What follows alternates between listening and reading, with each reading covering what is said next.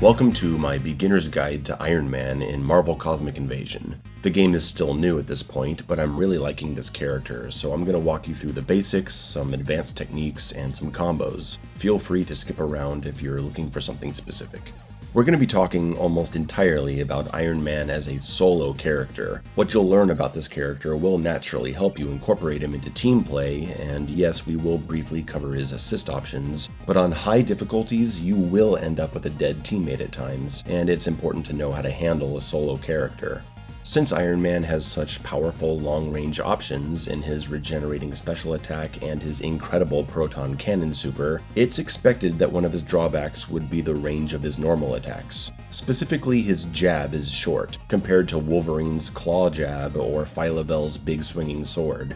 The reason this is important is because several enemies have attacks that can outrange you on the approach. Walking up to them directly can get you hit, so you'll want to approach them from above or below, or stun them with a charge attack first, or launch with a special. We'll talk about the charge attack and specials in a bit after we talk about our basic attack string. So if you connect with a jab, you can input the full 4-hit string that ends in a pushing blast that does shock damage, launches for combo in the corner, high enough for a flight combo if you choose, but you can also turn to the other side before this attack comes out, pushing away approaching enemies that want to interrupt you. The double-hitting, shock-applying power of this blast can actually break enemy shields. Every character has a multi-attack string, but there are some big differences between them. What makes Iron Man's unique is that the second hit, the knee, knocks enemies off their feet. They're in an airborne state here and will fall to the ground quickly if you leave it at that. You'll see that if I call a tag team combo assist after the knee, it's possible the assist will fail to connect. If you want to call the combo assist, you'll want to juggle them using 2 reps of 2 hits to keep them suspended for the follow-up. If you want to do some decent grounded damage, no assist, stop after the second hit and then start the string over. Try slipping in a charge attack orb after the first 2 hits, and you've got a nice damaging simple combo. We'll get to bigger combos later, don't worry. A simple 2-hit loop will continue to elevate enemies into air combo range, and it's an easy way to suspend a dead enemy in the air if you don't feel like styling on someone. Since the opponent is airborne from the knee, you can go straight into flight and combo in the air if the enemy is big enough like a sentinel. Human-sized and smaller enemies will fall too quickly, unless the enemy is dead, and then it will connect because dead enemies don't have as much gravity. I started doing this more after watching Higher Thought Gaming's video on Iron Man, so shout out to him and his great work. And because the third hit of the string is an elbow that splats the enemy downward, it does not connect to super in many cases. You'll want to play it safe and go into super after just 2 hits if you're trying to target a single enemy, or finish the entire string. If you've already elevated the enemy, you can do all 3 hits and still connect the super. Now let's talk about the charge attack. The charge attack is an incredibly powerful tool, setting down up to 3 static energy orbs that repeatedly stun and do big shock damage. Holding charge for different amounts of time will affect the range of the orb. They pass through heavy shields, setting enemies up for combos, or a bunch of lasers to spam them to death. The orbs are great for setting up defense. Lock someone down on one side while you attack someone else on the other. They even kill those spiky bugs that fly at you in Asgard. Orbs will kill giant swarms of bugs that are hard to fully eliminate with a super. Orbs will auto-fire turrets so you can shoot both playing solo. Robotic enemies vulnerable to shock damage will take twice the damage, essentially the same as being hit by a super. A stunned airborne enemy with a charge attack will fall a bit after every shock, so make sure to catch them quickly. 2 hits into charge attack is an excellent offense starter, just make sure to start attacking right after so you don't lose them. Multiple charge orbs can be used in a single combo with devastating results. As long as you don't send an enemy too far at the end of a combo, you'll be able to follow up with a dive bomb or shoulder bash. Why are you going to use combos this long? Well, if you're attacking multiple enemies, you can be attacking one and then another wanders into the action. You may want to juggle a dead enemy for meter gain to help you survive arcade mode. Sometimes you'll fight someone with a lot of health, and really, I think the true experience of this game is on arcade mode with double enemy HP. Strong and long is the name of the game when it comes to juggles on that setting. The more technical and fun use of the charge orb is for combo juggles and position reversals. If a dead enemy is high enough in the air and they fall onto an orb, they'll bounce off of it. This means you can be mid-juggle and shoot an orb at the right distance to send them over your position to the other side. I find it easiest to do after 2 hits of your attack string. The better you get at the game, the better you'll get at judging how long you need to charge an orb to bring someone back your way. Why would you do this? Well, Cosmic Invasion allows you to build your focus bar even when you're comboing a dead enemy. You'll also build back a small amount of temporary health this way. If you're juggling 2 or 3 enemies at once, you'll double or triple the rate that you charge these 2 valuable resources. On arcade mode, hard difficulty, playing with modifiers, you'll be desperately trying to get another super and stay alive. Getting a few more hits on some corpses can absolutely give you the edge you need. Since your life is not restored at the beginning of the next level, learning how to long juggle bosses at the end of the fight can put you in a much better position health-wise.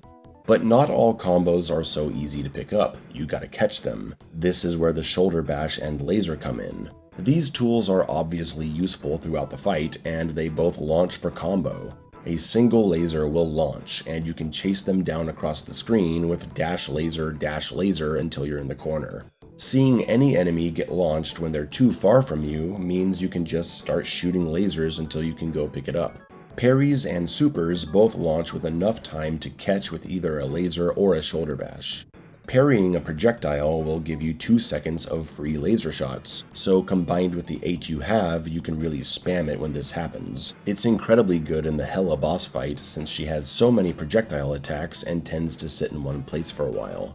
The shoulder bash is similar to Leonardo's in Shredder's Revenge, except it's easy to pick up for combo close to the corner. But if you're far, a quick laser will pick them up, and then you can shoulder bash again, and repeat until you have them where you want them. While the laser is a reliable juggle option, if it connects with an enemy being stunned by a charge orb, it will not launch them because they're stuck there. But a shoulder bash will push them out. In your attack string, finish jab 3 with a laser or shoulder bash to initiate a screen carry combo and get them to the corner.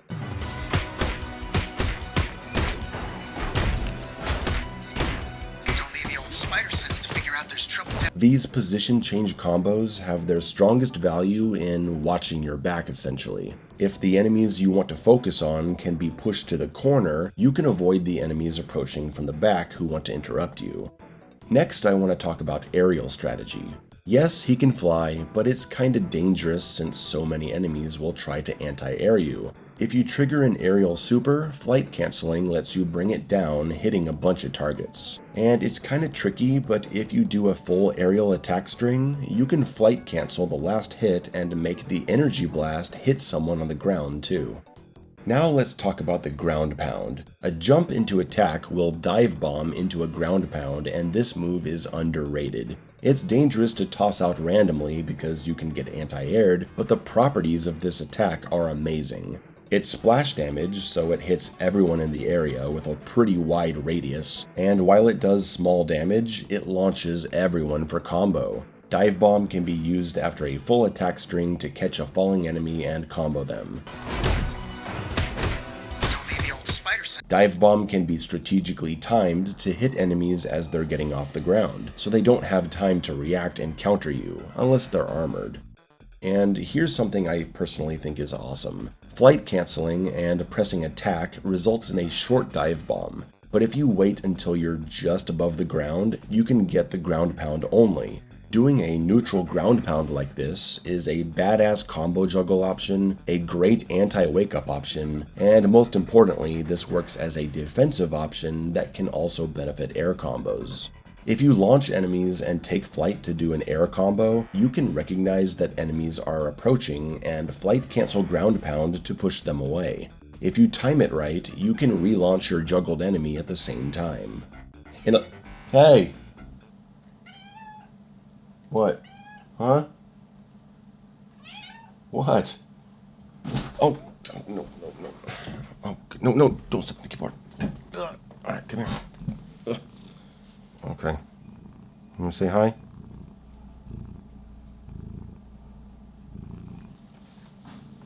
In In a lot of cases, using this against wake-ups is better than using the dive bomb, because you can judge the timing and spacing better.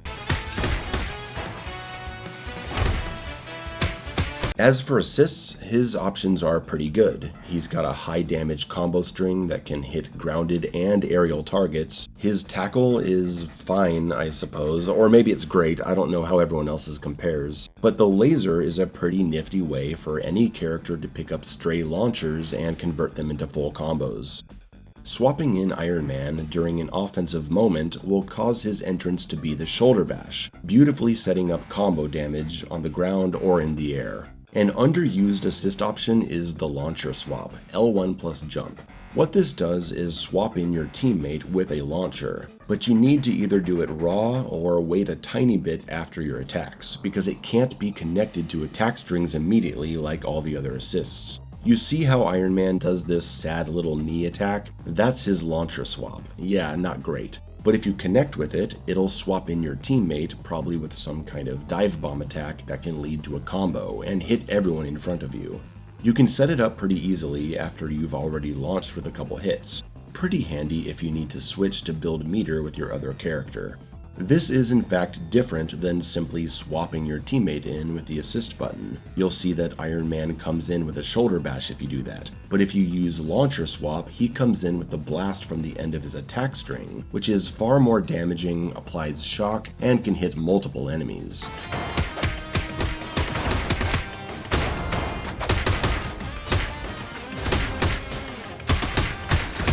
While Wolverine doesn't have a lot of differences between his rising attack and his launcher swap, both of them being a type of uppercut, someone like Storm has huge differences. Her rising attack, the attack button plus jump, does an instant dive bomb, just like Iron Man. But her launcher swap does a far-reaching lift that auto-connects beautifully to Iron Man's entering blast and his flight state. Come in for a combo and be ready to ground pound if you need the defense. I think if you explore the possibilities of this launcher swap, you'll be able to do some pretty cool stuff.